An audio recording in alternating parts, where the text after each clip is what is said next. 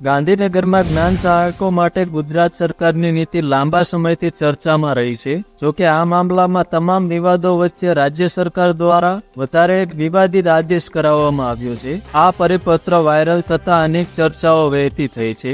રાજ્ય સરકારના શિક્ષણ વિભાગ દ્વારા જ્ઞાન સહાયકો અંગે એક મોટી જાહેરાત કરવામાં આવી છે, જેમાં શિક્ષણ વિભાગ દ્વારા જ્ઞાન સહાયકના કરાર રિન્યુ કરવા બાબતે પરિપત્ર જાહેર કર્યો છે, જેમાં જેટલી શિક્ષકની વધઘટ હોય તેટલા જ જ્ઞાન સહાયકોના કરાર રિન્યુ કરવા અને મંજૂરી અનુસાર જ્ઞાન સહાયકો રાખવા માટે જણાવ્યું છે.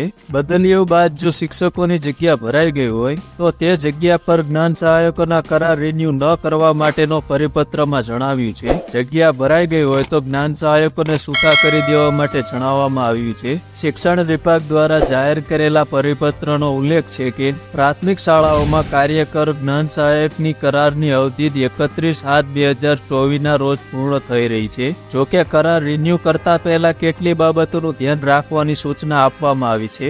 31/7/2024 ની સ્થિતિએ મંજૂર મહેકમ હોય તેટલા જ શિક્ષકો રાખવા. જોકે શિક્ષકની જગ્યા ખાલી ન હોય તો તેવા કિસ્સામાં જ્ઞાન સહાયકોને છૂટા કરી દેવા. 31/7/2024 ની સ્થિતિએ મહેકમ મંજૂર બાદ 11/5/2023 ના ઠરાવની જોગવાઈ અનુસાર ક્રમાનુસાર વધઘટ, બદલી કેમ્પ, જિલ્લાની આંતરિક બદલી કેમ્પ, જિલ્લા ફેર બદલી કેમ્પ બાદમાં શાળામાં શિક્ષકોની નિમણૂક થઈ ગઈ હોય તો તેમના સ્થાને રહેલા જ્ઞાન સહાયકોને છૂટા કરવા. કેમ્પની કાર્યવાહી પૂર્ણ થયા બાદ સરકારી પ્રાથમિક શાળામાં ખાલી રહેલી જગ્યા પર જ જ્ઞાન સહાયકને નિમણૂક કરવી. તો મિત્રો, સરકારના આ જ્ઞાન સહાયક નિર્ણય પર તમારું શું કહેવું મિત્રો? કમેન્ટ જરૂર કરજો. વિડીયો પસંદ આવ્યો તો વિડીયોને લાઇક, શેર અને સબસ્ક્રાઇબ કરો અને આવા જ વિડીયો જોવા માટે અમારી સાથે જોડાયા રહો. ફરી મળીશું બીજા વિડીયોમાં.